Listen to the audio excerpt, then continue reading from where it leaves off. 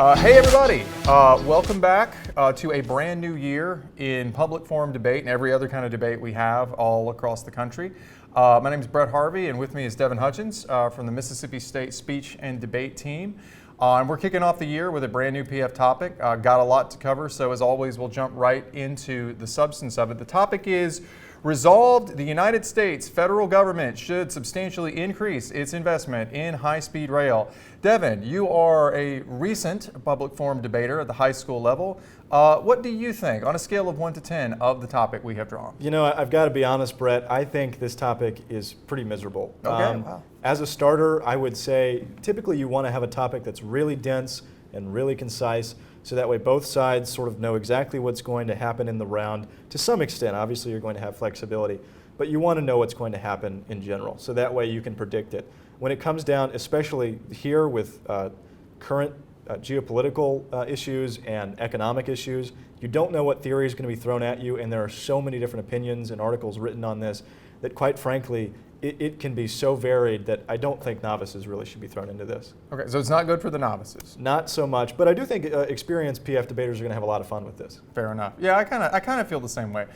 So, by the way, just really quickly, background on us. So, Hail State Debate, if you're new to PF or if you're new to the channel, is a channel devoted to making debate accessible to everybody. We try to provide advice and coaching. We really go for quality over like speed and quantity. So, hopefully, you'll kind of dig some of the arguments we have, and hopefully, you'll find it useful. We have a great team here at MSU competing mainly in IPTA debate. So you can follow us on Twitter at Hail State Debate, and we'll also put the links to our other socials like Instagram and Facebook below. And as always, we want all of this to be useful to you. So of course, we will be putting the links to all the sources we cite, as well as probably some other resources in the descriptions below. By the way, I didn't introduce him, but representing the team itself is our new, I guess, co-host for this year, Devin Hutchins. He's a sophomore. He's a former PF debater, like I mentioned, one of the top 10 in the country in his division in IPTA last year. Really, really good debater. Really super smart guy. First thing I noticed about him when he came on the team was just how scholarly and intellectual he seemed. So we're really excited to have him. So welcome, Devin. Thank you, Brett. Fantastic. But at any rate, like I said, we want it to be useful to you. So the links are below. If it is useful, maybe like, maybe subscribe, maybe tell a friend. But with that, let's jump right into some initial thoughts on the topic. So, you know, I guess I thought that it is sort of a good starter topic. I guess I'm a little bit different than Devin on this. I guess I thought it was a good starter topic for the year in the sense that I thought it was fairly self-contained on some levels, but I didn't really feel that it was maybe the deepest or most complex in the world. I will tell you that, you know, the question of should we build more passenger rail in the United States has been like this evergreen question in the United States for many decades, and it's also been an evergreen question in like speech and debate. I can remember talking about building like high-speed rail when I was in high school doing extemp, and you know, in all probability, you know, like one day if your kids do debate, they will probably be talking about this too, right? I think the appeal, though, is pretty straightforward, right? The topic is pretty straightforward. The purpose of transportation systems is fairly clear, right? It's to move people from place to place quickly at lower cost, lower environmental impact. So the question really is, I think, can high-speed rail do that well enough in the particular environment of the United States, right, which is very different from what you see in other countries where this has been implemented, like China and Japan and in Europe, with our car culture, our suburban sprawl. Can it do it well enough to justify like a really expensive price tag, you know? Yeah, and that's really where I would say that I think this topic is a little bit too complex, because there are so many different factors, especially in America, that would feed into, you know, being for or against this. But I definitely would agree with Brett that this is some sort of a fantasy topic that, you know, that's why he debated it. That's why more than likely I talked about it in extemp or Congress. And again, it's going to live on forever and ever. Yeah, one good thing I will say is it's not like a super esoteric philosophical topic. Like we had Turkey and Japan like last spring, and you have to sort of ask yourself like, you know, questions about like what is a member of NATO supposed to do on the Turkey topic? Like what is their real function? Or, you know, what is a security system and apparatus in Japan supposed to do? With this, it is at least pretty straightforward on what you hope it will do, which is to move people from place to place. But that's exactly right. The context and like will it work in the United States is really important, right? So second big thought I have is I do think that broadly speaking, as a topic, it skews somewhat toward the con, right? Right, and the reason for this is like for high-speed rail to work, like in a very literal sense, Like a lot of things have to connect up, right? Not just the physical network, but there are for these arguments to work, there are a lot of factual premises and assumptions and predictions that kind of have to hold up and hold together, kind of like a train, like holding together and moving down the tracks. And if they do, then you've got a shot. But even if they do, I would argue that a lot of the impacts you see in a lot of the literature are what I would call like good but not great. This is not a topic where like the other one we're doing this month in Lincoln Douglas is single payer healthcare, where you can talk about just massive differences in lives saved. If this happens, you're talking about a little bit of economic growth, a little bit of reduction in carbon emissions. And to get there, you have to hold a lot of premises together, which means for me, I think the Kahn can sort of go on offense a little bit more and pick apart some of those premises, whereas the pro really has to hold a lot of stuff together to make it work. Yeah, and not only are the impacts just so marginal for this, especially if we're talking about a national-wide high-speed rail system, the ways and the costs, most importantly, to get to a nationwide high-speed rail system are so humongous. Yeah. Trillions of dollars to build this. You have to, of course, develop a user base, which, of course, as Brett mentioned earlier with the car culture, good luck with that. Yeah. You're going to have to do so many things. And then, of course, not only are the costs going to be high, but the assumptions are very, very difficult to make in terms of the United States actually doing this. Which I think really, really stifles the pro's case. Yeah, and I mean, for example, just on that point, an automatic takeout for every pro impact is if the Kahn can show that Americans just don't want to use this, right? No matter how good it could be, if people just decide, no, I'm not getting on that darn train, right? Well, that's it, right? All the impacts go away, but you get to keep all the $1 trillion whatever price tag, right? So. But I will say that the pro, of course, can win this, or else NSDA would not have passed this topic. So, but in that sense, the main way that I personally see the pro actually, weaseling its way out of this is trying to narrow down the way in which we're going to be investing in this high-speed rail, right? Because the resolution says the United States federal government should substantially increase its investment in high-speed rail. It doesn't say that the United States has to build this system here or this system there, or it has to build this nationwide system like other plans have proposed in the past. It just says that we have to substantially invest in high-speed rail, which if I'm the pro, I'm going to narrow that down to places like California, like Texas, or New England, or just in general in the United States, highly dense populous areas within the United States that can be connected with high-speed rail, where people are already living in cities and they're already not using cars or other things to transport around where they go. And so they're going to be more likely to use this high-speed rail if it's built, and it would serve more customers in general just because there's more people. Yeah, we're going to talk about that when we get to the definitions in just one second, but I agree. I mean, I think if the sort of gatekeeping term for topicality is substantially, well, you can easily drop $100 billion on a corridor throughout California, throughout New England, or places like that. So yeah, I think that's definitely a possibility. If they project the cost correctly. Yeah, which they won't. But like, no. I mean, if you, as the pro, you want to see if you can skate through the round on actual cost projections as opposed to real costs, which is hard to do. But anyway, so those are some opening thoughts. So we'll do what we usually do, which is kind of go in order segment by segment. We'll start with kind of just general background on the topic and then definitions. Then we'll move to pro arguments, then con arguments, and then, of course, some final thoughts.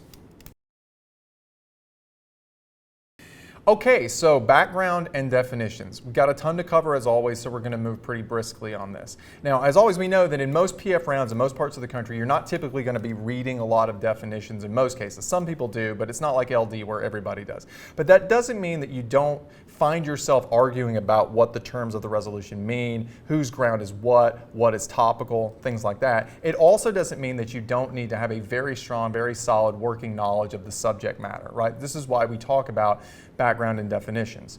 So with that, we will do our usual practice of going through sort of word by word and talking about what the definitions are. But before we do that, let me make my usual recommendation. If you're new to the channel, you may not have seen this, that you take some time to familiarize yourself with the history behind the topic beyond just what you're going to put in the case and what you're going to read in your cards, right? And the reason we do this, right, the reason we learn more than what's in the case and maybe what's in the rebuttal blocks and things like that is twofold.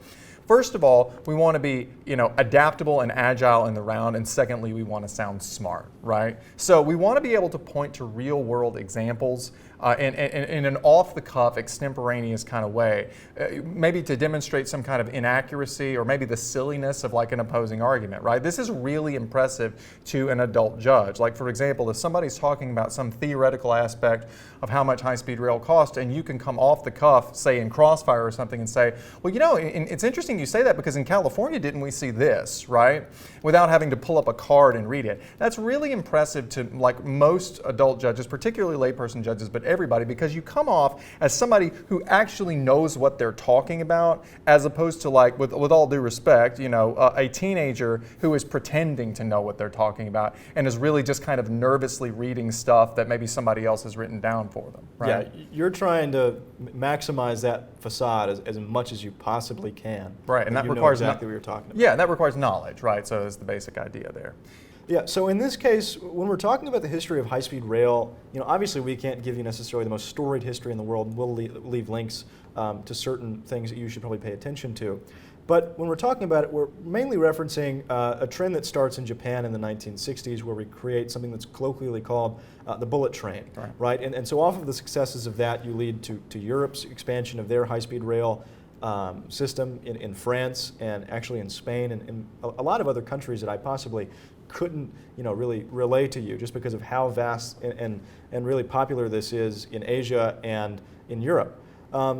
But the main thing that you need to notice with a lot of these countries that have high-speed rail, just getting back to that thing on what you need to hone in on the pro, is pretty much all of these are really populous areas that are densely compacted, and all of these are going to be very easily strung together by a high-speed rail.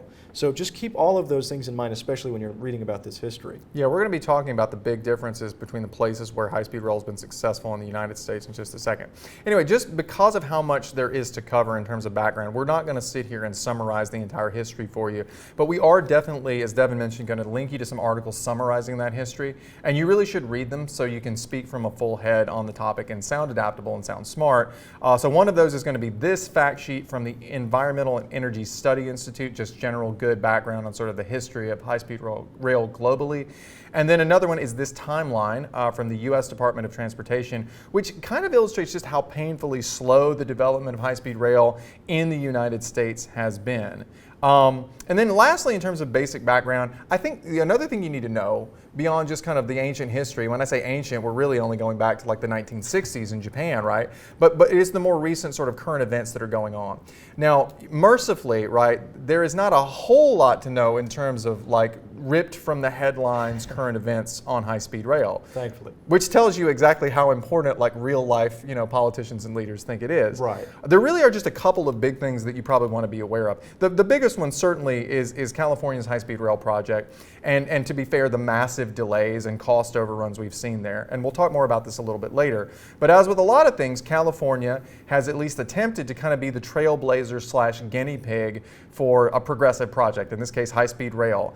Back in 2008, California voters approved something called Proposition 1A, which, among other things, called for the creation of high-speed rail line connecting Los Angeles and San Francisco. Well, what happened there, right? Well, to make a long story short, it is now 2022, and there is no functioning high-speed rail line in California to speak of. Cost estimates keep going up, and completion is estimated to be at least a decade away still, so 2032 or so, even according to the most optimistic sources. There's a really good article from Kerry Jackson in 2021 in City Journal that we will link to that provides some nice illustrations of how off the rails, if you will, if you will pardon the pun, the high-speed rail project in California has gone. Right? Yeah, and as terrible as that sounds, and certainly I can't get up on here and defend California from the accusations that it is just creating an absolute money blender here, and they've spent billions of dollars doing squat. Right. I can say that there have been genuine attempts to try to sabotage this project in general. Right. One report comes from Marx, who's a writer at Times, which, you know, funnily enough, you guys might like this, says that Elon Musk's biographer had a conversation with Musk, and Musk had actually admitted to them that when he proposed the Hyperloop, which was supposed to be some sort of magnificent proposal which would propel people from, you know, San Francisco to Los Angeles, it's completely fantastical. It's not real, but It was proposed in order to definitely try. not real. Right? Yeah. No. It's now an amusement attraction in Las Vegas, but as of the time that was introduced, it was supposed to try to sabotage the high-speed rail that was being created to link San Francisco to Los Angeles because it was a quote a pain to him. Yeah, I mean, so now, if anybody says, well, if anybody in the con says California high-speed rail didn't work, well, yeah, of course it didn't work because Elon Musk was actively sabotaging it. So that'll be a fun little block to prepare there. But yeah, I mean, so there are things that are ongoing in terms of California. Also, maybe one other thing worth knowing is sort of, I guess, last but not least, is the fact that Congress was considering actually allocating $10 billion for high-speed rail in the recently passed and strangely named Inflation Reduction Act, because it will not be reducing inflation, but it might be a good bill, but it won't do that. But $10 billion was initially in that bill, and as part of all of the compromises that had to be made with people like Kristen Sinema and Joe Manchin to get this thing passed through Congress, that was cut. So that was probably the most recent iteration of an actual attempt to fund high-speed rail at the federal level, $10 billion. And as we'll see when we talk a little bit down the road, that's just a fraction, a tiny fraction of what it would cost to have anything remotely close to an actual high-speed rail network. Right. And very quickly, just to insert there are tons of articles written about why exactly this money didn't go into the bill and why exactly it wasn't funding that. And a lot of that has to do with, for the con, implications of, we don't think high-speed rail would work in America. Right, yeah. If there were consensus on this, it would have actually passed. So that is a really, really quick rundown of the general history and some factual background. You really do need to read to get to that, but just due to time, we can't read it all to you, right? So without further ado, let's look at some specific definitions, right? So we'll start with the most obvious and important one, and that is, of course, high-speed rail. Right, this is the object of analysis for the resolution, so it's pretty important to understand what it is. Luckily, there's not a ton of ambiguity. There's a little bit. There's not a ton of ambiguity on what actually constitutes high-speed rail. So this is from this definition is from Randall O'Toole with the Cato Institute in 2021. Now let me pause, by the way, and say we're going to come back to Randall O'Toole later. This is a really important piece that you're definitely going to want to read. It is a very, very powerful piece that's required reading on the con. But just be aware that you're going to hear O'Toole's name come up a lot. You're probably not just in this video, but probably in actual rounds, and there's a reason for that. You're going to want to read it. But the definition from the O'Toole piece in 2021 is, it says, the International Union of Railways defines high-speed rail as new rail lines capable of going 250 kilometers per hour, that's 150 miles per hour, or upgraded existing lines capable of going 200 kilometers per hour or 125 miles per hour. The actual definition, though, that O'Toole is citing to in his article comes from the UIC, which is a French, I think, acronym that stands for, in English, International Union of Railways. And what it says is that high-speed rail combines many different elements which constitute a whole integrated system and infrastructure for new lines designed for speeds of 250 kilometers per hour and above, existing upgraded lines of up to 200 or even 220 kilometers per hour, including interconnecting lines between high-speed sections. It's rolling stock, especially designed specifically for train sets, telecommunications, signaling, operating conditions, and equipment. So if you wanted to have a definition, if you wanted to argue that maybe the pro is required to have a bit more of a cohesive, sort of broad-based system as opposed to just one line here or there, this definition from the UIC suggests that maybe high-speed rail means more of a robust network. It doesn't explicitly say, though, that it has to be nationwide, so that's just another option in terms of what the definitions can say, right? But I do think it is important to have some grounding in reality also, and look at some actual plans that have been put out there, right? Because in public forum we don't have the ability to just make up plans like in policy. So normally what we see is debaters making reference to like real world plans that people are actually offering. So here's a couple of examples, and these are also summarized by O'Toole. The first one is what he calls Obama's 6 separate regional routes.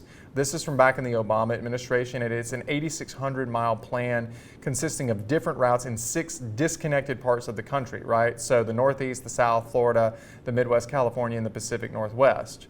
And then he had a revised plan that had several additional routes, but there was no attempt with the Obama plan to say we're going to connect up all of these into one cohesive network where you can basically ride high-speed rail from one end of the country to the other, right? Right. And again, yeah, just on that, I can't, hone on this enough. If you're the pro, look at that plan and look at maybe what some certain inferences are or projections are for how those certain segments of rail in the Obama plan might pan out in economic development or in carbon reduction in those areas. Right. And where does rail work in the United States right now? Well, the truth is, it's only really kind of robustly used in the northeastern corridor from maybe from DC up to New York, maybe Philadelphia up to Boston, And I've lived in the deep south, and I've lived in sprawling cities down here. I've lived in small towns, and I've lived in cities up there, right? And I can tell you it's vastly different, right? The way you get around in many of our northeastern cities, they're much more dense, right? They're much less sprawling, at least many of the places you go, right? And they're more condensed together. And so it might be that you want to focus on that. I don't know that you can specifically say in PF, we're going to run a plan for the Northeast, but you could say to the judge, basically, Judge, you don't have to believe that we should be doing this all over the country. If you just believe that the Northeast would be a good target for it, then that's more than enough to meet the substantial requirement, which we'll come back to in a second. But if you want something more robust than that, the U.S. High-Speed Rail Associations, or USHSRA, they sort of have what they call what O'Toole calls a true high-speed rail plan. In 2020, the U.S. High-Speed Rail Association released a plan consisting of 17,000 miles of true high-speed rail at 220 mile per hour track, and a single fully connected network serving 43 states, supplemented by, as you pointed out, 11,000 miles of more moderate speed rail. And you can see the map here. This would be a truly massive and extensive network. I would suggest that you go ahead, even if you don't plan to ever cite it or use it, and read the HSRA's plan, which we'll link to, because it talks about how it's going to proceed in stages, right? It talks about how we're going to start with first-tier projects like California, Texas, and Florida, and then move to second-tier projects like you see one here that's actually running to Jackson, Mississippi, which is a fairly small city, right? And one of the things I think you can say there, in line with what you said, Devin, is like, look, even if you just wanted to run the first tier of this plan from the HSRA, that would be more than a significant investment. So you don't have to do all of these things to be on board. Again, inadvertent puns are going to keep happening, folks. I'm sorry, but you don't have to do all of this to be on board with a substantial increase in investment, right? But at any rate, that's another thing you want to look at, right? Right. And I also just want to mention, just for the sake of the pro, you need to read these plans because you can't present a plan. But the con can simply take plans that have been put into this vacuum of existence and say, well, the proposed plans for this are all mush and terrible, and we shouldn't look at them, and they are going to cost too much money. And you can be able to dispel those myths or look at the projections from those plans and say, well, this is actually the case, or this isn't the case, or whatever. Right. And lastly, if you want to be a real nerd, here is a Wikipedia article that is a way, way, way too extensive list of every high-speed rail proposal that's ever been proposed in every foreign country in the world. So that's nice for comparison, and you can start getting ideas of how much these things cost and some idea of how successful they are.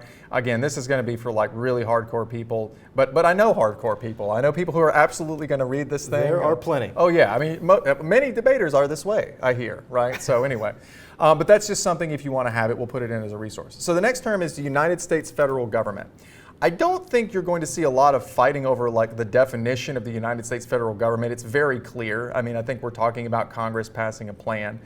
Transportation is certainly a national level issue, which is why we have things like the U.S. Department of Transportation, the Federal Aviation Administration, and so on. So it's not something that could realistically, I don't think you could run a 50 states counter plan where we have 50 different sets of high-speed rail. I'd hope not. Yeah, so I don't think we have to worry about that. The real question I see on this is a question that the Kahn would raise, which is that can the United States federal government do this alone? Right? In other words, if we're limiting the scope of fiat to the actor here is the United States federal government, well, then is that going to be enough to actually make this project happen? Now, if you are new to debate, let me do a quick explanation of jargon. When we say fiat, right, what we mean when we say fiat is the imaginary ability for the thing to happen if the judge votes for the pro, right? So if the judge votes for the pro, this is the imaginary thing that can happen. And the scope of fiat, so for example, if it says resolved, we should enact single-payer health care, well, if you vote for that, then a single-payer health care plan in the imaginary world comes into existence. But the scope of fiat, right, the scope of what the judge can actually vote for is defined by the resolution. And so if the resolution is saying right there, the United States federal government is investing, then that's all that's going to happen when the judge casts their ballot. And the big question is, is that enough to actually make high-speed rail happen? Because there's a lot of substantive arguments out there that, frankly, federal spending alone is not enough to make this happen. You don't automatically get state governments on board when you vote for the pro. You don't automatically get local governments or corporations or private landowners or anybody else. And as we're going to talk about later, there's a real question about whether you can do this without them, right? First of all, there's a huge question of land rights and acquiring rights of way. Actually buying the land you're going to run these rails through, or getting the right to build the rail even if you don't own it, right? And that requires cooperation from private landowners, hundreds, maybe thousands, maybe tens of thousands of individual private landowners, unless you want to force it through a process called eminent domain. But if you do it that way, then you're going to have to go through the courts, and arguably the resolution doesn't even require the courts to cooperate, right? And quite frankly, if this becomes a political issue, I mean, you saw this with the border wall construction, right? If someone wanted to build a segment here, there were landowners on the border that simply said, we're not going to comply. We're not going to sell it to you. Right.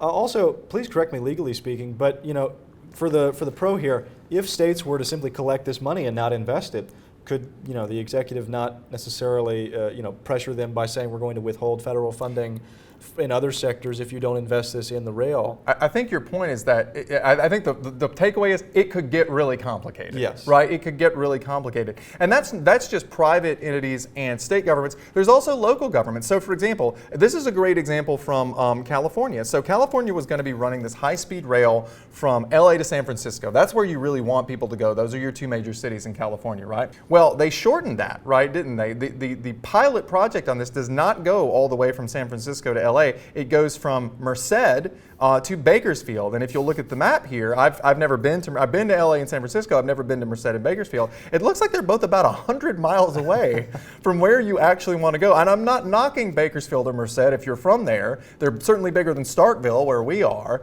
but that's 100 miles away. Why is that? Well, it's because they realize that once you start getting down into suburban Los Angeles and getting into San Francisco, you start facing massive barriers from local governments, right? Very valuable land, and it's almost impossible to build the rail. Well, federal investment is not going to change what the government of the city of San Francisco or the government of Los Angeles or these private landowners are going to do, right? That's not enough to make these things happen, right? Yeah, I mean, local, again, just to harp back on that, local politicians are very, very feral when it comes to city planning, and if you were to interrupt the way in which they want to plan the city, they will not let you do that with all the powers that they have invested in them. Right, everybody wants a cut. I don't want to say a bribe, but everybody wants their back to get scratched. And it's just very, very difficult in a decentralized country like the United States to we're not China. The central government cannot just say, it will be so, and it is so. So I think the con actually has a creative con, can absolutely run an interesting argument. You can invest all you want.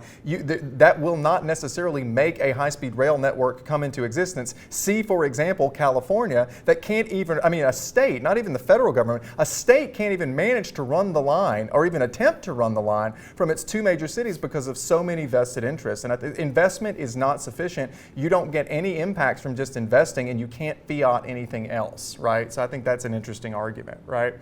Substantially, so anytime a topic is calling for investment or devoting resources, it usually uses some kind of limiting term like substantially so that you have to do a lot of it. I don't think on this topic there's too much danger of pro teams trying to super lowball the amount and run really small advocacies because, first of all, because you can't run plans in PF, so you can't really specify the amount you're spending exactly. But second, if you try to run a really, really small high-speed rail system for a tiny amount of money, it wouldn't do anything, right? It would be a joke, right?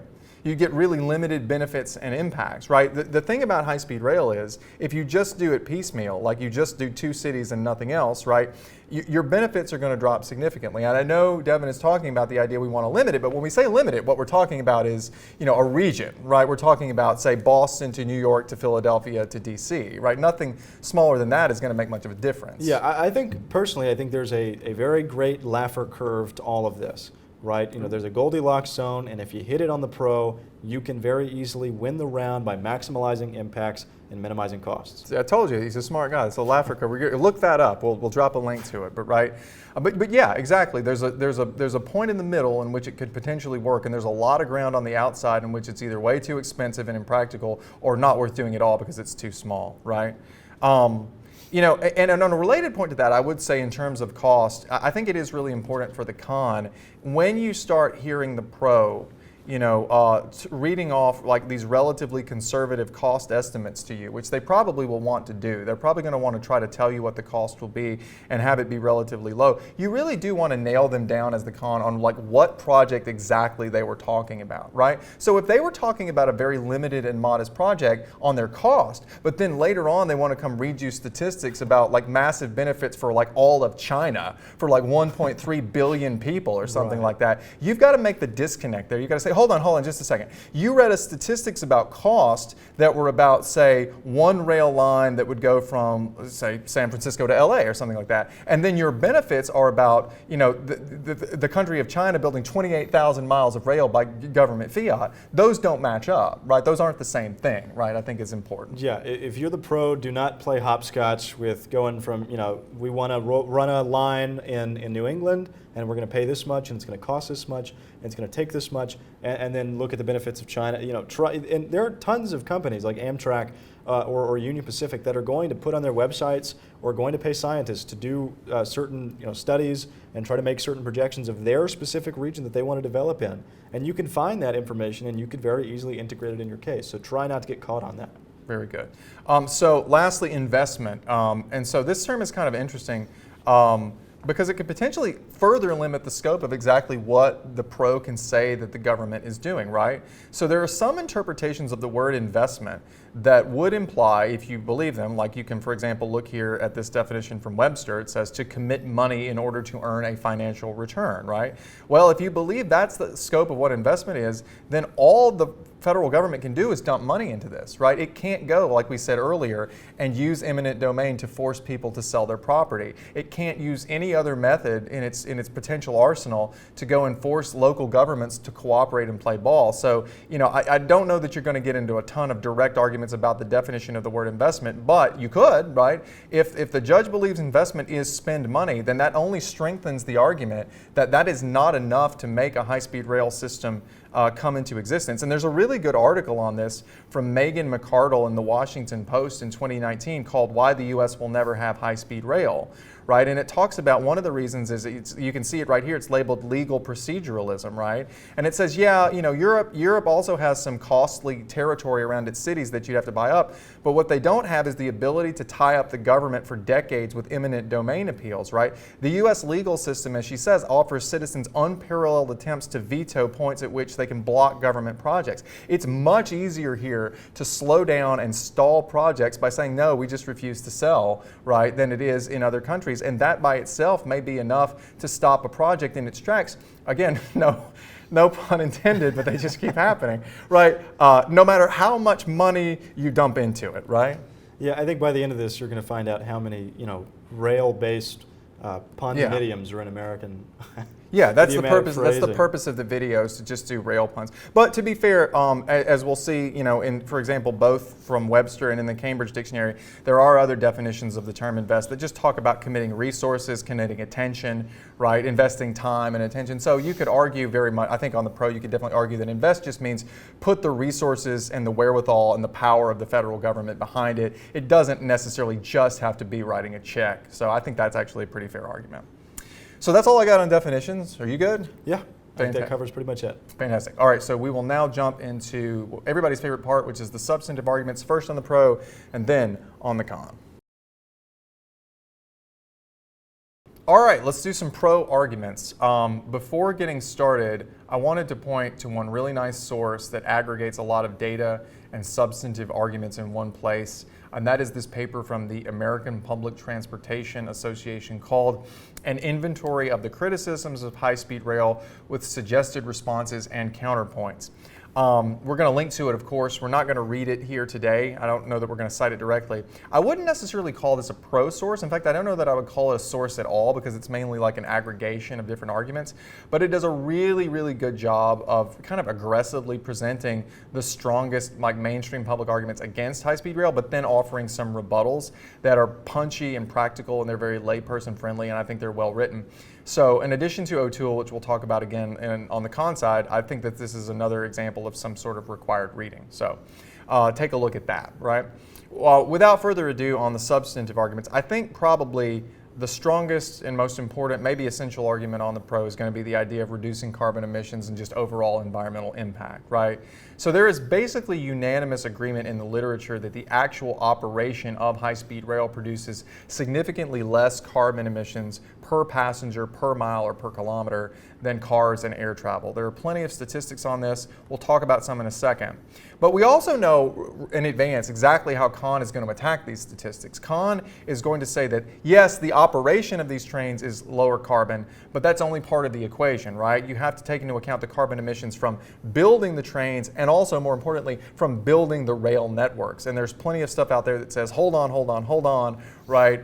The carbon emissions in these cases are much higher if you actually factor in building the rail networks. So rather than dodge that question and kind of try to evade it, I think it's probably better to just go ahead and meet it head on and ask, is there any data out there that the pro can cite that shows that after you factor in all the emissions, right, emissions from construction, running the train, building the trains, everything, that you still get emissions reductions from high-speed rail? And the lucky us, right, the answer is yes. So this is from Barron and others, published by the International Union of Railways, so there is some bias there, right? We know why they're publishing it. But it is published by recognized scholars, and it's from back in 2011, so it's a little bit dated, right? But as you can see here, the question that they're asking is, if we factor in all of these factors, do we still get a reduction in carbon footprint? And they look at 4 examples, 2 I think from France and 2 from Asia. The study's about 50 pages long. It doesn't, unfortunately, do a great job of giving you like a single money quote. It's clearly not written by PF debaters for PF debaters. You do have to kind of dig for the relevant conclusions, but if you do, you will find this. So 2 of the high-speed rail lines studied both in France, after you factor in construction emissions and everything else, right, after you factor it all in, were found to have a total carbon footprint of 10 to 11 grams of CO2 per kilometer per passenger, right, or ppm is the way that they abbreviate it. So 10 to 11 grams ppm. The other 2 lines in China had significantly higher footprints at 46 and 52 grams ppm. So, but you're like, well, so Brett, what does that mean? Like, what do those numbers mean? So if you wanted to average them, you'd say they're about 30 grams per kilometer per passenger, right, for all 4 studies. So how does that compare to other forms of transportation? Well, luckily for the pro, it compares very, very favorably, right? So starting on page 37, the study sums up the carbon cost, the all-in carbon cost, after construction and everything else, of highway travel. And it finds that highway travel adds up to about 150 grams of CO2 ppm, right, as compared to 30 for these high-speed rail projects. And air travel is even worse at 164 grams per kilometer per passenger. Again, factoring in everything, the construction of the airplanes, the airport, the cars, the bridges, and everything like that. Now, it's a little harder to find these, but you'll find them on pages 37 and 40 of the study, respectively, and we'll pop that up on the screen really quick. But I think that this is important because what the Barron 2011 piece does is it gives you a nice bottom line answer that says, look, we can talk all we want about all the complicating factors, but the only study to look directly at the all-in carbon cost found that we're spending, when we do high-speed rail, we have about a fifth, like 1/5 as much carbon emissions per kilometer per passenger as we do with other forms of transportation. And that is a massive, massive reduction, right? So in addition to that, you've also probably are going to want to have some specific examples of like reductions in carbon. So railwaytechnology.com in 2020 has a really nice, set of examples on sort of reducing carbon emissions. It talks about, for example, in France, you saw a reduction in CO2 of around 1 million tons, which is the equivalent of the electrical consumption of an entire city of 3.7 million people. It also talks about, for example, in Japan, you see that their high-speed rail produces 92% less carbon emissions per seat, and that for distances up to 1,000 kilometers, it's time and price competitive with air travel, right? So those are some good specific examples to go along with it, but I think that the Barron piece is probably the money quote here, right?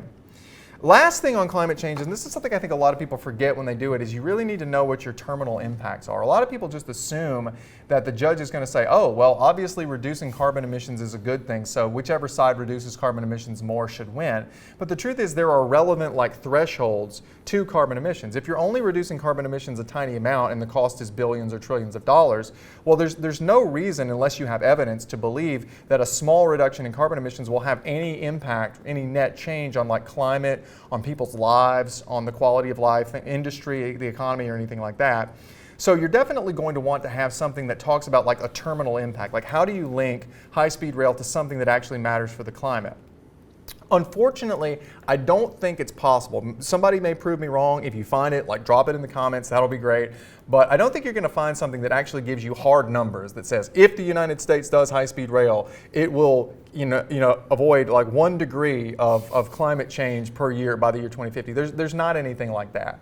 I think instead what you have to do is you have to argue that not that we can predict that high-speed rail by itself will fix the climate, but that we can argue that experts say it is a necessary component of an overall plan that will successfully address climate change. And there are a couple of sources that talk about that. So Foster and others writing for the World Bank blog in 2021 talk about how just transportation emissions are rising around the world dramatically. And they talk about how specifically rail and passenger rail are an essential part of solving that problem.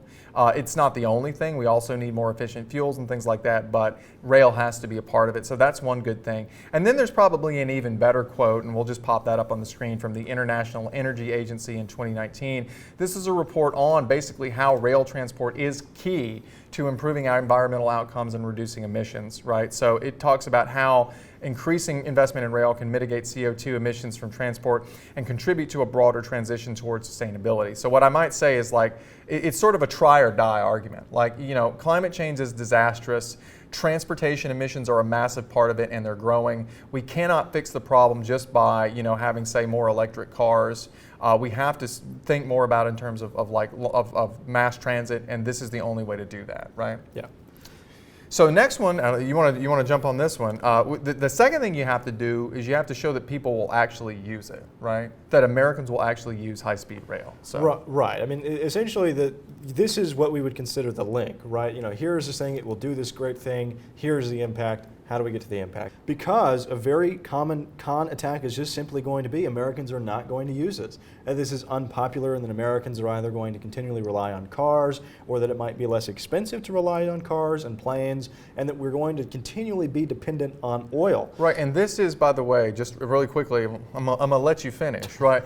But really quickly, I mean, this is a takeout to all of the solvency on the Pro if it wins, right? In other words, if nobody uses it, then we just built it and we wasted the money. None of the climate, if people still keep driving cars, none of the climate change, nothing else happens. So this is really critical, right? Right, yeah, you get no benefit and you get complete cost there. I mean, trillions of dollars wasted just thrown in a blender. Right. But, there are plenty of sources that would actually assert that Americans are going to use high-speed rail in a very significant way. Here, American Public Transport Association in 2010 says that 62% of adults say that they likely would use high-speed rail. Right, and according to a study done by the APTA 5 years later, once Americans were told about the cost and time savings that they would make as compared to driving a car to work or driving a car into the city, right, they actually adjusted their answer. So again, Americans respond positively to this. You want to say? Yeah, well, you see, so for example, millennials and young people have a strong, their likelihood of riding jumps from 71% to 76% when you explain the benefits. Well, that should be our focus, because we're not building these rail lines for people my age minimum, but certainly not people older than me. We're building it for y'all's generation. We want to see you guys using it when you get into the professional world. But you see jumps in every demographic. Democrats go from 73 to 75. Even Republicans, who are notoriously suspicious of trains, right? They jump from 58 to 65%. So there's broad-based support here, right? If you explain the benefits. Right, and even with the Republican example, that's the largest growth in the whole study, which means that if you just tell anyone, no matter how political this may be, you're going to save money, you're going to save time getting to the city from wherever you live, they're going to use this. And I think this is a realistic thing too, because this is a study that says if you explain the benefits, the approval is very high. Well, guess what? If we spend $1 trillion building high-speed rail, we're darn sure going to tell people about the benefits, right? There's absolutely going to be a campaign where we try everything in our power to persuade people to get on that daggum train, right? So this is pretty realistic, I think. Yeah, just look back at the campaigns done for the COVID vaccine, et cetera. Yeah. You just spend billions of dollars on a vaccine and on a shot. You're going to campaign to make sure that every cent of that is used. A related point, I think, is that other countries' usage is rising. So in addition to American popular support, if you look around the world, basically every country that has implemented a high-speed rail system has seen pretty sustained growth patterns for its usage. So for example, in China, a massive country with over 1 billion people, you've seen high-speed rail passenger growth at around 81% overall since 2008 when the first line was developed. So you've seen massive growth, right? And keep in mind, that's not 81%.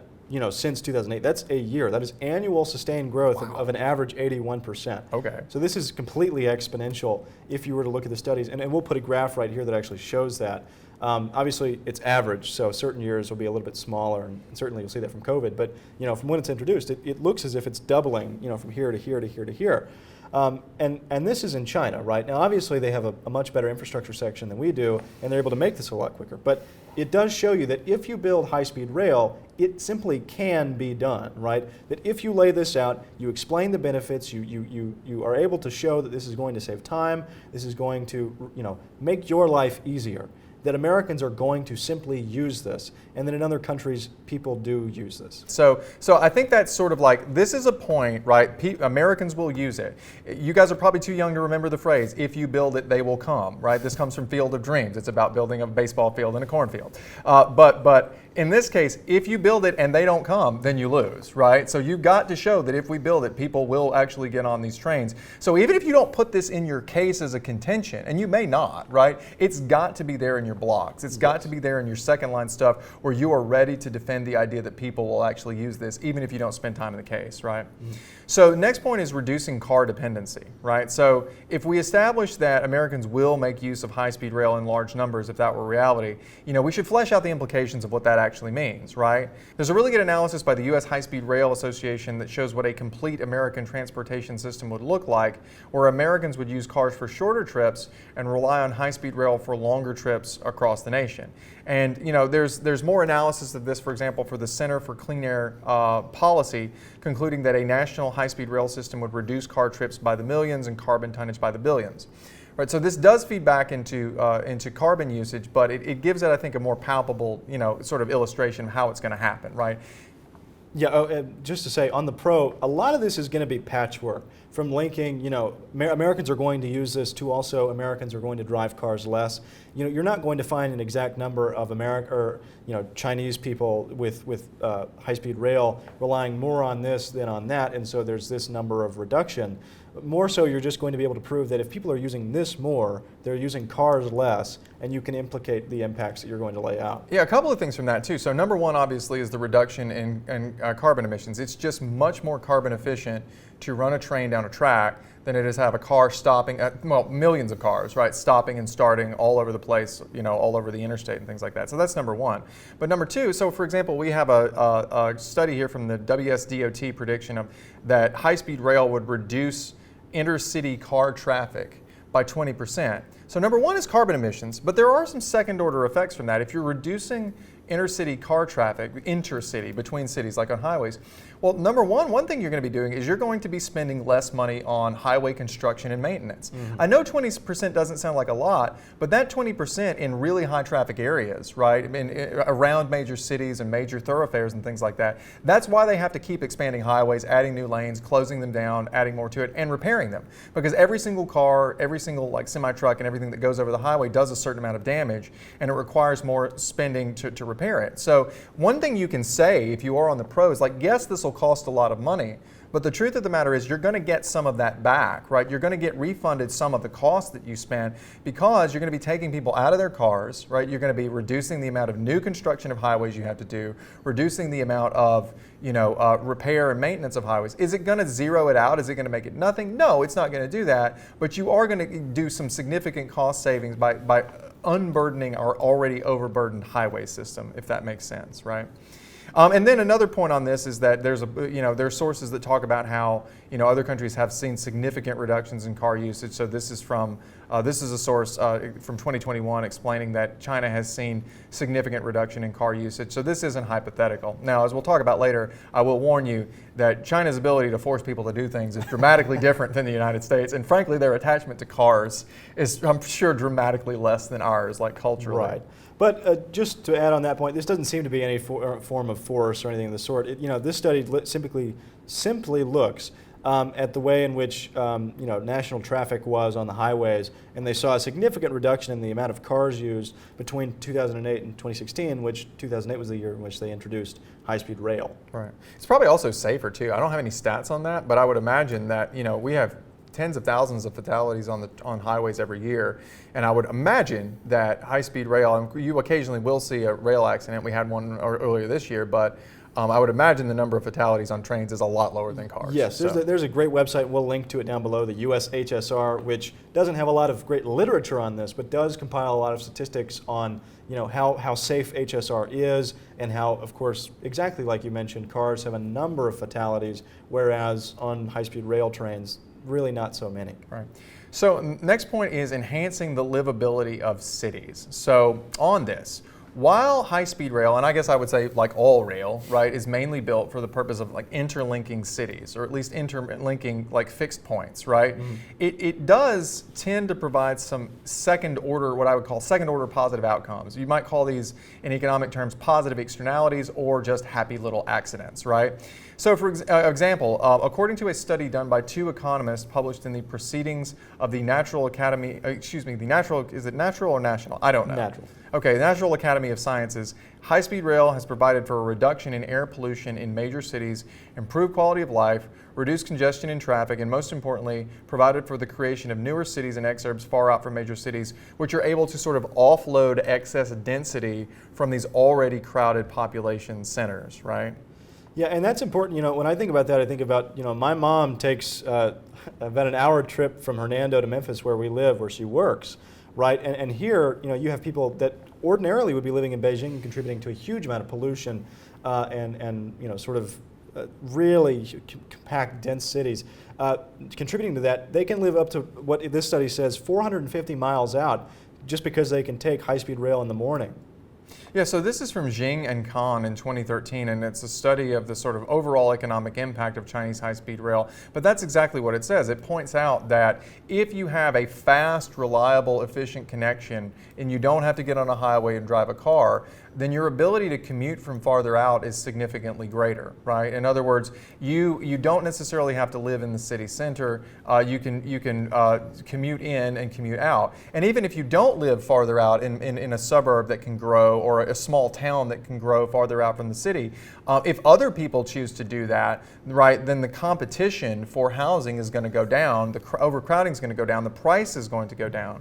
Right, so I guess I would say one of the specific impacts here in terms of talking about livability is going to be alleviating overcrowding in cities. Right now, admittedly, this is much more of a problem in China than it is in the U.S. But it's also going to improve overall housing supply and drive down excessive cost. And that is a problem. We actually did, I think it was in PF just a couple of years ago, a topic about the cost of housing and affordable housing in this country, and it is a serious problem. This is discussed in more depth by Nicholsberg and Alawalia, I think, in the Harvard International Review in 2019.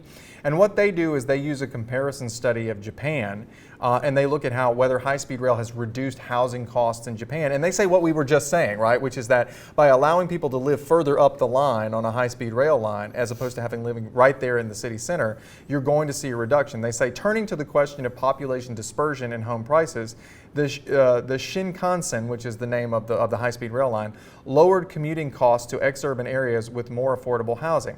As Japanese households moved to outlying areas, they bid up the local price of housing. However, the average price of housing in metropolitan areas ended up lower than it would have been absent high-speed rail. So again, it's not just crowding, it costs way too much to live in San Francisco or New York, right? And if you can have the option, or hey, if just the people around you who are bidding up the price of housing, if they can have the option of having a 45-minute commute or something, right, or an hour-long commute, if that's okay with them, and live further out and have more distribution of housing so the price goes down, that should be a good thing, right? Now, admittedly, this isn't a perfect argument. There are some arguments on the other side. For example, there are some studies that suggest that the impact on housing cost is very small and it's offset by high ticket prices, for example, for high-speed rail. But, I suppose on the pro, you could at least throw out the argument that part of the investment in high-speed rail could be an investment in subsidizing the ticket prices, like lowering them to get people to actually ride it. I don't think you could run a plan like that. but you could maybe suggest that that's a possibility, right? And another interesting thing that you found was, and I was very surprised by this, was actually about like impact on healthcare.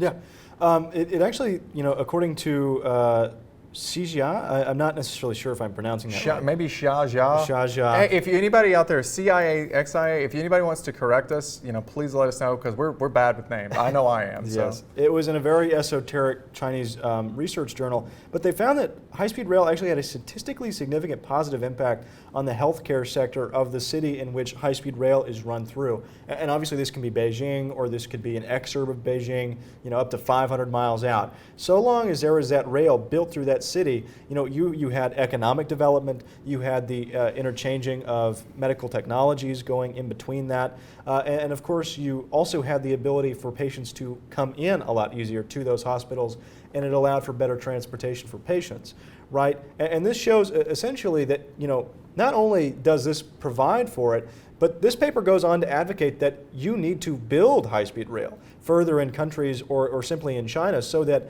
the medical field can continue to make advancements. And again, this might sound like fantasy, but this research paper points out this is statistically significant, so much to the point that you need to build it to try to bring in more advancement in the medical industry. If you want to run something like that, be sure you can explain in practical terms, like tell some story about why, like Devin just did, like why is the hospital functioning better with a high-speed rail line nearby?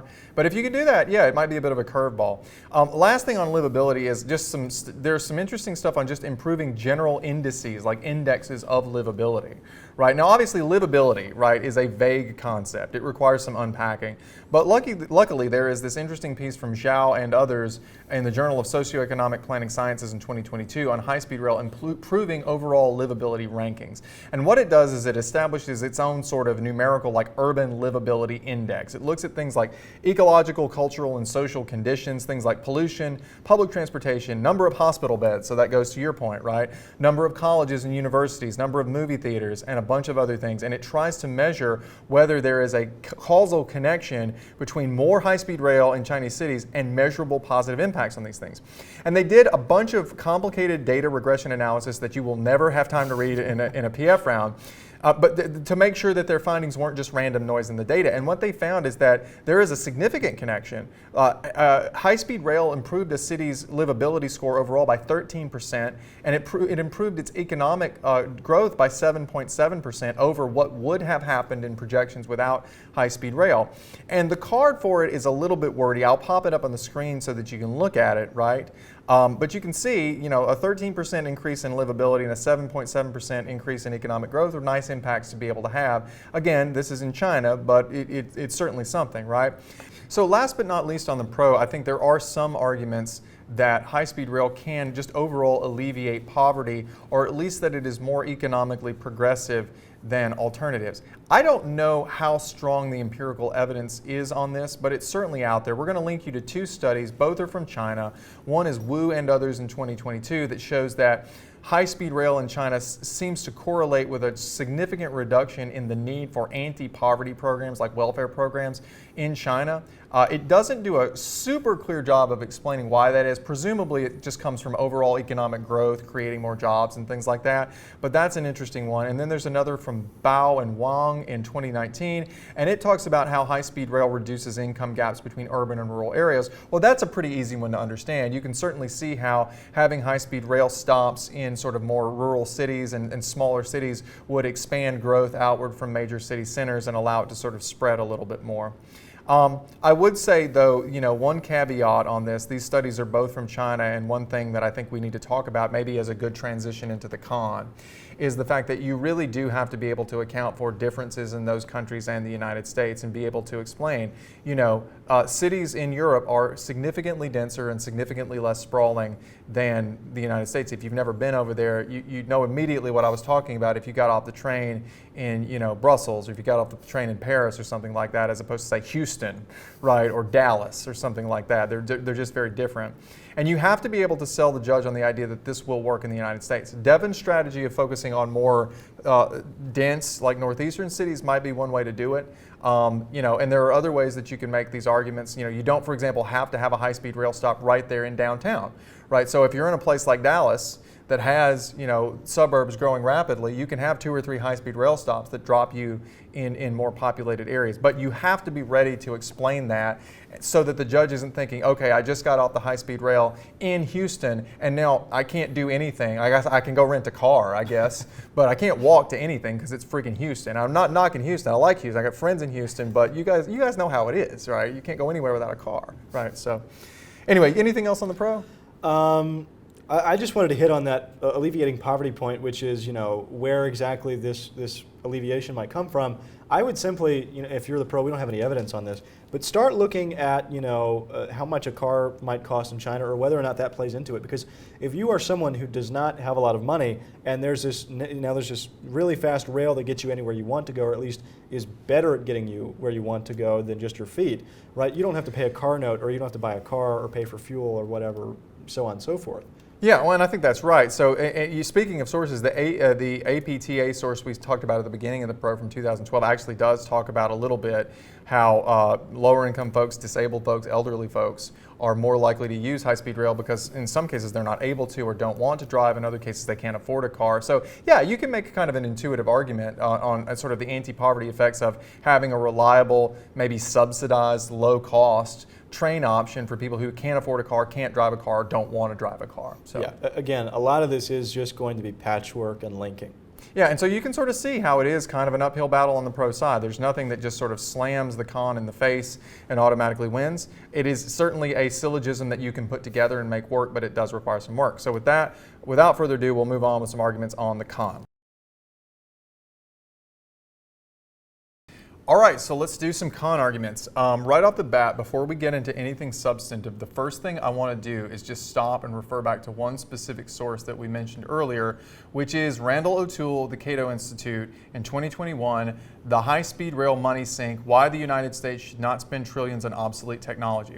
And let me say, and I am not one who's given to hyperbole. I think you would agree with this. Sure. I'm pretty close to the vest, right? Pretty reasonable. This may be the single most efficient, merciless takedown of one side of a specific debate topic, like in a pre-existing article that you can just read. You don't have to put the pieces together yourself, that I have ever seen since we've been doing this channel for 5 years. I mean, this thing is just packed with data. It anticipates the pro high-speed rail arguments and it responds to them, often with like multiple independent rebuttals, which is exactly what people do in public forum debate. This guy really hates high-speed rail. It's like he was paid to do it or something. It's almost like it's his job, but he really hates it. And I hope if I ever have to oppose something that I think is just wrong or am paid to do it, I hope I am as emphatic as Randall O'Toole is in his hatred of high-speed rail. I'm not going to say that O'Toole is all that you need, but I will say if you do not read the O'Toole piece from start to finish, you're really not trying very hard on this topic.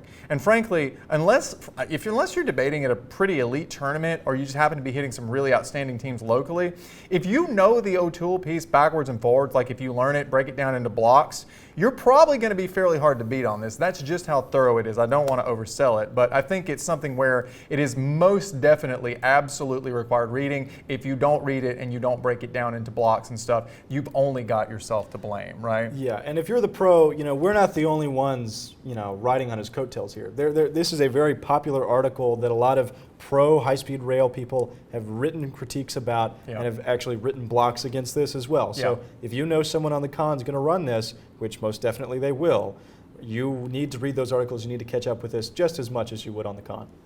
It starts off with a kind of a nice metaphor, and this is from O'Toole. It says, Secretary of Transportation Pete Buttigieg. And I hate to go against Buttigieg. I like the guy. I think he's a good public servant. But Pete Buttigieg wants to make the United States the global leader in high-speed rail. That's like wanting to be the world leader in electric typewriters, rotary telephones, or steam locomotives, all technologies that once seemed revolutionary but are functionally obsolete today, right? And I think the idea that it's outdated, it's a 20th century project for a 21st century problem is a good one to kind of hang the case on, right? And then he just sort of starts getting into like specific, particular critiques of high-speed rail. So I'll do one, and then you can do one, and we'll just go through them. So the first one is that high-speed rail is actually more expensive per mile traveled, right?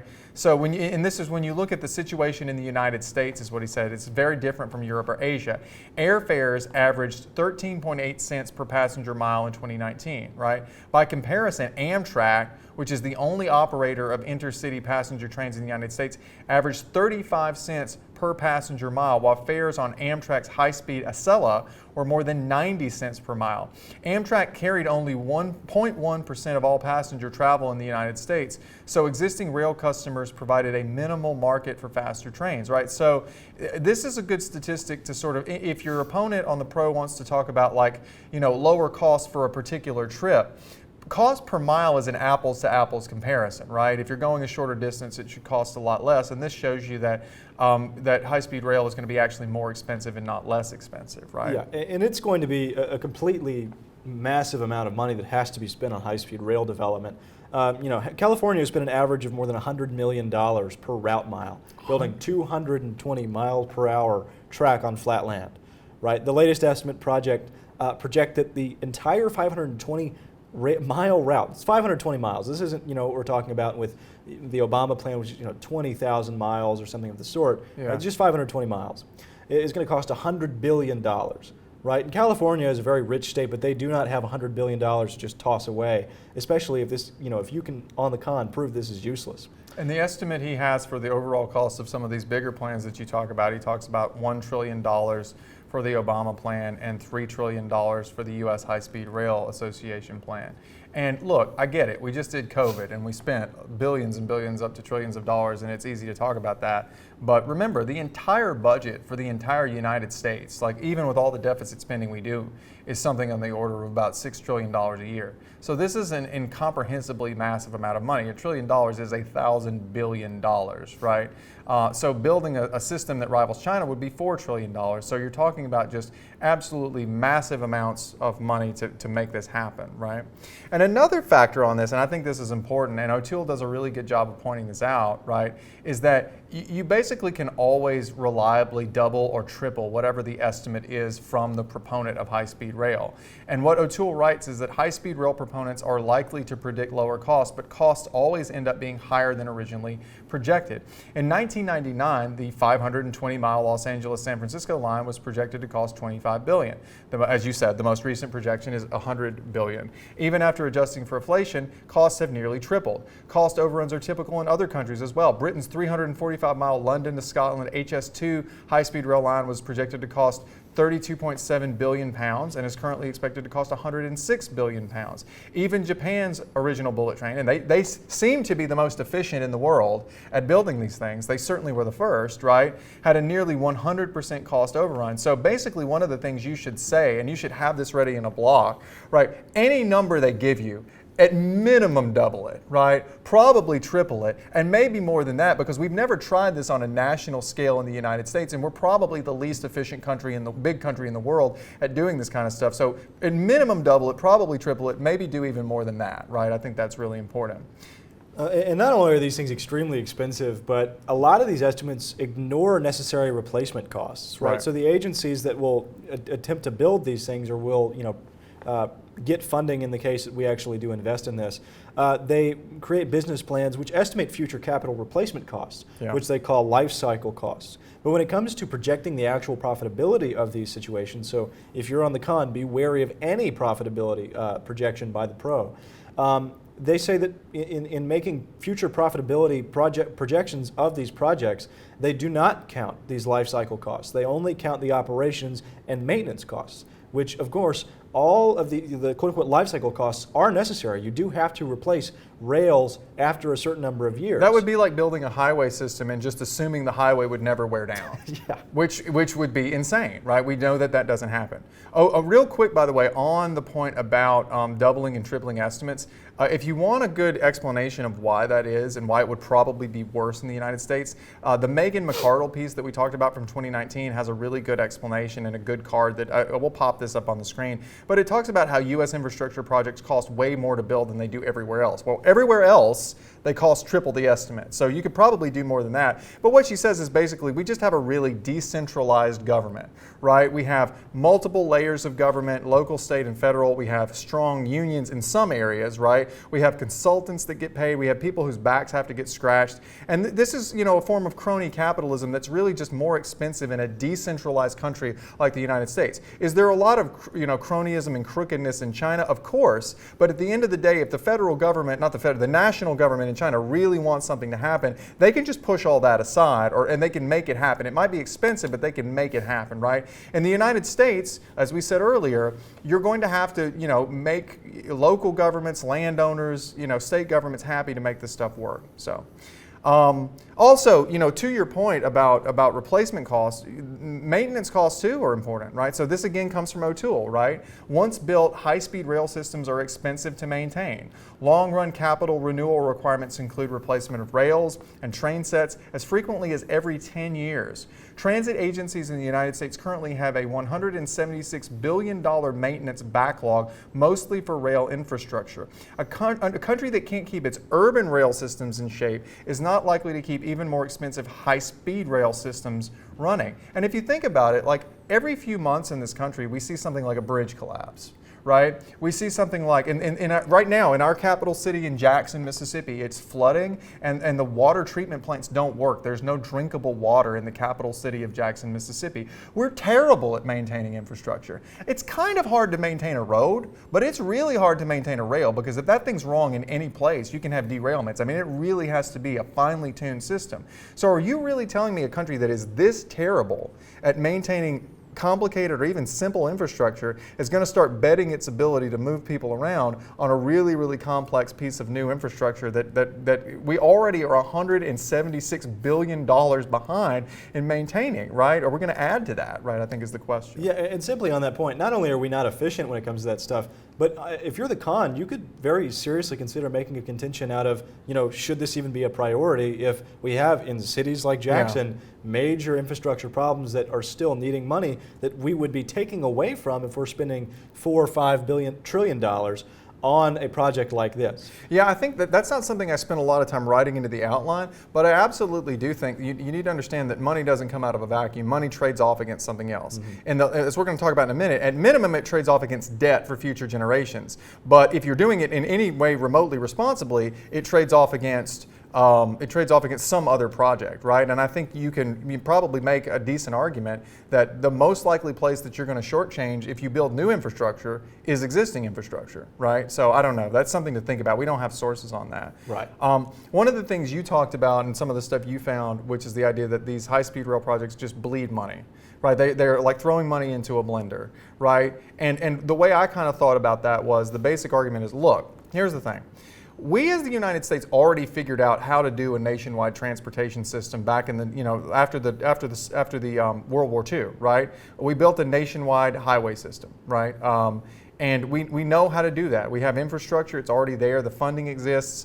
Private for-profit companies exist to build and maintain it. It's called the highway system. It's called the airline industry. And we have profitable airlines and profitable car companies. And yes, of course, there's major public spending on roads and airports, but they're largely tied to things like usage taxes, like gas taxes and things like that. In other words, we've got a system that more or less works. It's not perfect, but we figured out how to do it, right?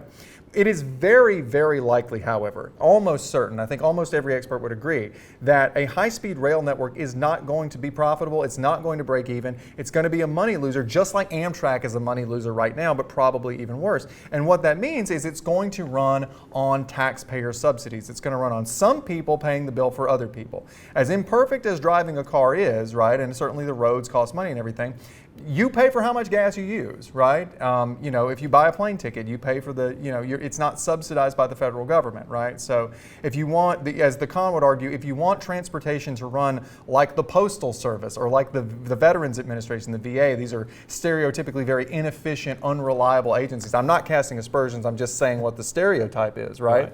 Then the argument the Kahn would make is then by all means, let's do high-speed rail and make it a federally subsidized program, right? Right. And again, on the whole money blender situation, high-speed rails, of course, are going to need to make a profit, right? They need to be able to make sure that they can pay for the things that they are putting out there. They need to be able to actually pay the maintenance costs, right? But even when those maintenance costs are miscalculated and they don't account for everything. Even when you give them the benefit of every possible doubt and just get it wrong in their favor. Right. Even if you're discounting the amount of money that they need to make to actually pay for operations, which is incorrect, they still don't actually meet that number. Amtrak claims that the Acela is its high-speed train between Boston and Massachusetts, which is its high-speed train between Boston and Washington. It covers its operating costs, but it doesn't count its second largest operating expense, which is depreciation. Right? By ignoring depreciation, Amtrak has managed to build up a $52 billion maintenance backlog in the corridor, which this is a very small line in New England. It's one line that covers a number of cities. And just to be very clear on that, O'Toole very much concentrates on this. If Amtrak's high-speed rail corridor through the most heavily and densely populated region of the country cannot pay for its operating costs, then no other corridor will be able to do so either. Right. If we can't get a slightly higher than average speed train in the most pro-train part of the country, and I've lived in Boston, I can tell you this, in a pro-transit part of the country, Boston to New York to DC, right? If we can't make that work, if that's running a $52 billion backlog, if that's how in the red that is, in the most favorable place you could be, after ignoring a lot of further bad numbers for them, right. If that's what you get for a slightly faster than average train, the idea that you're going to be able to run a nationwide network in places that are not friendly to public transit and are not friendly to trains is just laughable. I would add, by the way, that there's evidence on this is not just in the United States. It comes also, for example, from China. So this is from Daniel Levy in November 2021.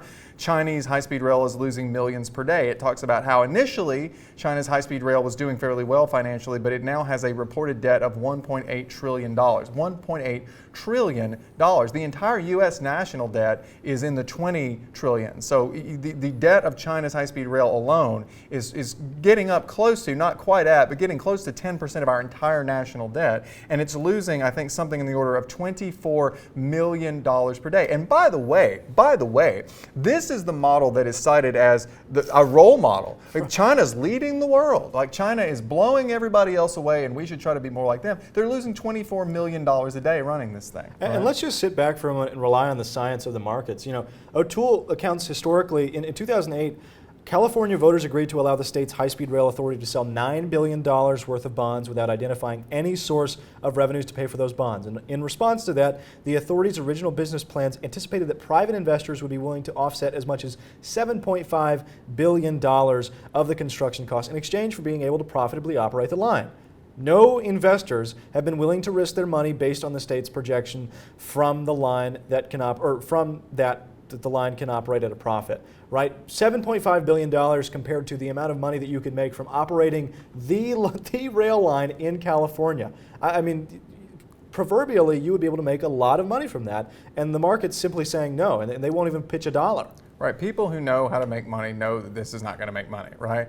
The other thing I'll say is if we're going to have to subsidize it, that money is going to come from somewhere. And this kind of goes to almost a sort of cultural red versus blue populist kind of argument. Like, I know that we said earlier that yes, some lower income people will use the train, but the truth is a high-speed rail ticket is not like getting on the subway.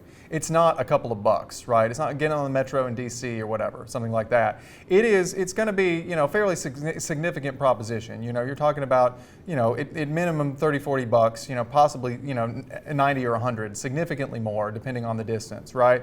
And the people who are going to be using it overwhelmingly are going to be, frankly, people who move between major urban centers. Professionals. I was a lawyer before I came to Mississippi State. People like me, creative class folks who have white-collar jobs are going to be riding on this subsidized rail network. You know who's not going to be riding on it? Pretty much anybody living in rural America. They're just not. Even if we build it out, nobody in, for example, Montana is going to be riding high-speed rail. It's just not going to happen. Very few people in Mississippi, in Jackson, or in Starkville, Mississippi, here in rural Mississippi, are going to be riding on it, right? But they're going to be paying taxes to subsidize it, right? And as we'll talk about in a minute, that's just going to give one more sort of cultural divide. We can do some, like, what we would call politics disads in just a second, but that's going to create tremendous resentment. And frankly, there's just a sort of intrinsic argument that it's not fair to have lower-income rural people subsidize travel for doctors and lawyers and business people moving between San Francisco and LA, right? Exactly. Most people in the country do not have affairs halfway across the country, and especially not the people that this rail is supposedly helping. Yeah, so another point on spending is, and this just keeps adding insult to injury, this also comes from O'Toole, which is that most likely the construction costs for all of this are going to come directly from deficit spending. What O'Toole says is since high-speed train ticket revenues are not likely to cover operating costs, much less capital costs, all of the construction costs would come from deficit spending.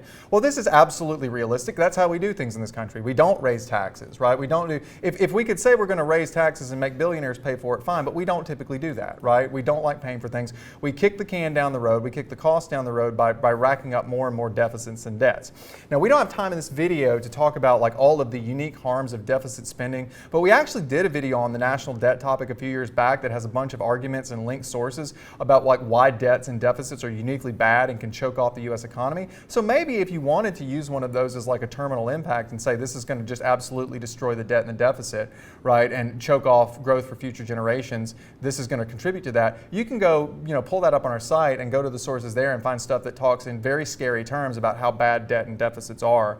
I think that would not be a bad, sort of little bit of a curveball to use as an impact on the Kahn case. So. Right, and also, as the Kahn, the resolution does not at all necessarily entail that the United States would change its tax structure or try to create any new program to fund this rail. You can't fiat that. In other words, if you have evidence that it will happen, fine, but you can't say that by voting for the pro, that's going to happen. There's nothing in the resolution that says that.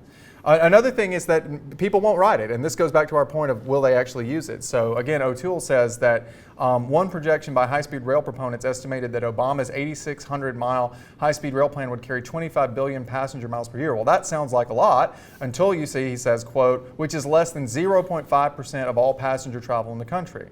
Right? Since the routes in the Obama plan were the ones most likely to succeed, right? Doubling or tripling high-speed rail miles would result in less than a double or triple increase. In other words, these are the ones we think will be the most dense, right? So you probably can't, no matter how much high-speed rail you build, if you believe O'Toole, get to even 1% of passenger travel. It's going to, like an asymptote, it's just going to keep going down until the increase reaches zero, right? So not only would this be extremely expensive in and of itself, right, and unpopular, but it would create, a high-speed rail network. Even if you created one that rivaled China's 22,000-mile network, you're probably going to cap out somewhere around about 1%, right, which is just not significant enough, most people would argue, to justify $1 trillion investment. And right? pretty much completely in vain. Yeah. So another point I think worth mentioning on the Kahn is the idea that, and this is not an argument you put in the case, but it's a skepticism of sources that come from other countries, right?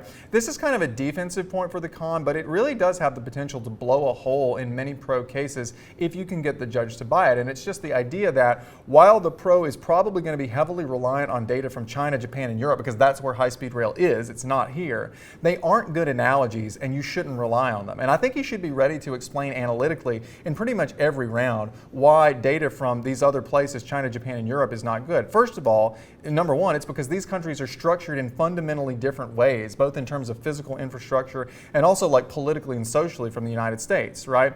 First, major cities in the U.S. are considerably more spread out than in Europe, at least outside the Northeast corridor.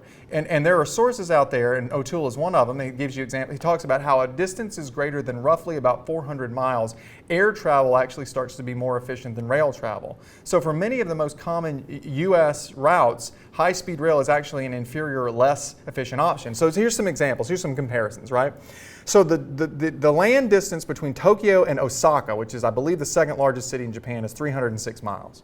The distance in France between Paris and Lyon, which is its second largest city, is 289 miles. Let's compare that to the United States, okay? So in the United States, here are some distances between cities in the same state.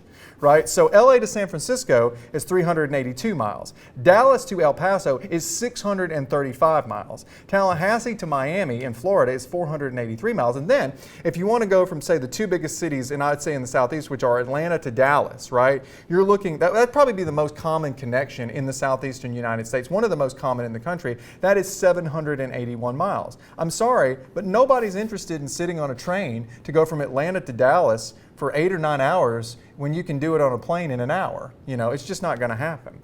And the other thing is, even at shorter distances, right? High-speed rail is not a great substitute for cars because of how U.S. cities are laid out. Have you ever been to Houston, right? Have you ever been to Atlanta or even Denver or Oklahoma City? So you get off the train at some train station, right, that's presumably maybe downtown, right? And then what do?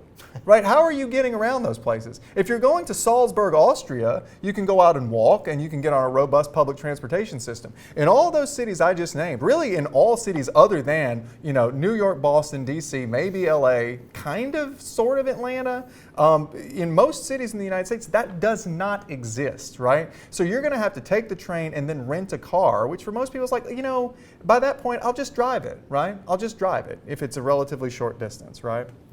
So, and that goes to basically the point that we talked about earlier, which is that Americans won't use it. And we've talked about this idea, which is that if you build it, they still won't come, right? And the basic idea here is, look, all your impacts about climate change, lower cost, restructuring cities, that's all great, but they all hinge on a massive assumption that people will actually do it. So your ceiling there, your ceiling is 1% or something like that, because that's the best possible estimate that we think we're realistically going to get in the literature, right? But if I can show you that Americans love their cars, that they don't want to have to get off a train and rent a car, that the cities are too far apart, that car culture is just too strong, that the suburbs are too far spread too far apart, right? Well, then your impacts get discounted by whatever percentage Americans aren't using it, right? And probably not down to zero, but right, if you think that Americans are as enthusiastic about trains as Japanese folks, you're out of your mind. I mean, we're just culturally different. Our cities are different. We love our cars. Cars are practically a religion in this country. You know what I mean? Yeah, I would agree. And trying to build any railway is going to face a huge amount of opposition, not even just from people, but also lobbyists and things like that. So it's really just, it's not very plausible. Right. So last couple of points on the con that I think are worth making. One is that the U.S. federal government investment is not going to be enough to make it work. We talked about this a little earlier. This is from Glenn Luck in Forbes on non-monetary barriers to high-speed rail in the United States. And he talks about how, there are many barriers that have very little to do with the cost of building it, like population density or the lack thereof, our unique model of urban and suburban development, the strength of our property rights, car culture, lasting network effects. In other words, we built the highways, people are just used to using them, right? That's where the cities are. And an existing rail network that's geared toward commercial freight and not toward transport. There's also this from Scott Beyer in Governing in 2020 about property rights, and it's called High-Speed Rail's True Barrier Isn't Money, It's Space.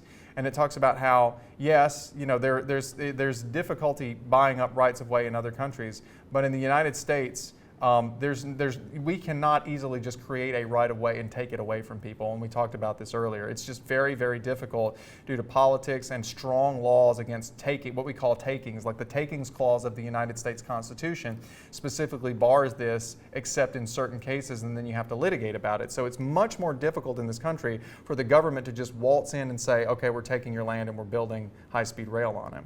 Another point, this is from Jason Kambitsis, I think, in Wired in 2010, which is that it's the car-dependent suburban sprawl model doesn't work with high-speed rail. And this article actually argues that high-speed rail is going to make suburban sprawl worse, right? So what's basically going to happen is if you don't like suburban sprawl, you're not going to have these robust growing downtown centers. What's going to happen is you're going to have stops that are further out, like if you've been to Dallas, for example, the suburbs go out for well over an hour of driving time. If you drive out from Dallas, like we drove through Dallas going to a tournament this past year, you can drive out in any direction from Dallas for an hour and still be in the Dallas suburbs, right? And what's going to happen, he says, is that you're probably going to see the stations for these things pop up in the outer suburbs, which is only going to make the sprawl in these cities get bigger and bigger. If anything, it's not going to solve for this problem. And then again, also, you're going to get off the train, and what are you going to do? Unless if your car's already there, fine, but maybe not. So the argument is it's going to make it actually worse. So that's all we got on the con. Obviously, we've covered a lot. Appreciate you sticking with us. So now, at long last, let's do a few quick final thoughts.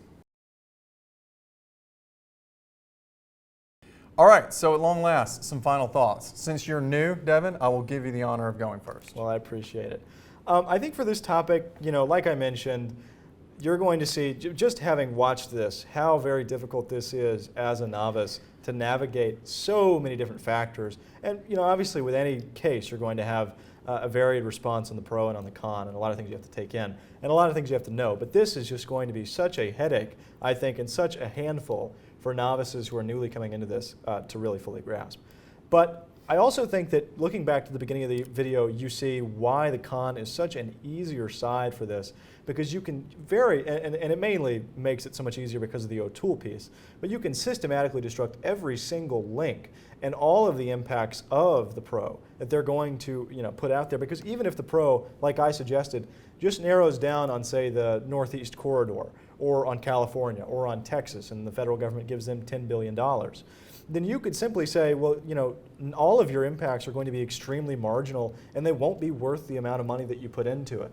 So I think that both sides, obviously, with any debate argument, have their different strategies to win, but it's very obvious, to me at least, as a former public forum debater, that if you're flipping the coin, or I'm not sure, do they assign the positions nowadays? Most of the time these days they do, yes. Well, that's a shame. But if they assign If you were flipping the coin. If you were flipping the coin, you always go con on this. Oh yeah. But oh, yeah. Times have changed, so certainly just hope and pray you get the con. So for me, a really simple thing that I say on a lot of these, it's very straightforward, which is that in a resolution where you're going to be hitting people with a lot of data and a lot of sort of second level analysis of data and like what it means, it's very important to be able at the end of the round to come back and tell a simple story, right? So you need to know what your core theory is, right? And I'm not going to go back and tell you what they are specifically, but for example, on the pro, the story is everybody else in the world is doing this. It's having great results for carbon. It's working well. Ridership is going up. The United States is dramatically behind the times. And it's the only way to really address the transportation carbon footprint and things like that. A little bit of an uphill battle there. On the con is, look, this is badly outdated. This is a mid-20th century answer to a 21st century problem. It's a money pit. It's an even bigger money pit than its proponents would admit. We can't even begin to calculate how much it'll cost, because we know that every single time, even in the best cases, the double or triple the cost, right? Nobody's going to use it, right? So you can take away all the impacts of the other side, and those few that do use it are going to be urban elites that are going to be subsidized by rural and suburban working class people, and that's just wrong. Being able to tell those stories as opposed to just getting lost in the weeds of specific data is always important in debate, and it's really important on a topic like this. So with that, thank you very much for sticking with us all the way through, if you're still with us. I hope you have a fantastic first topic. If this is your first ever PF topic, don't be intimidated by it. It's a great form of debate. You're really going to enjoy it. So you got anything else? Yeah, if this is your first topic, like I said, it's not the best, so please stick around in PF. It's a fantastic form of debate, just like Brett said. And please subscribe. Yeah, please like and subscribe. And so with that, we will close with what we always say, which is debate is for everybody. So remember to work hard, have fun, and hail state.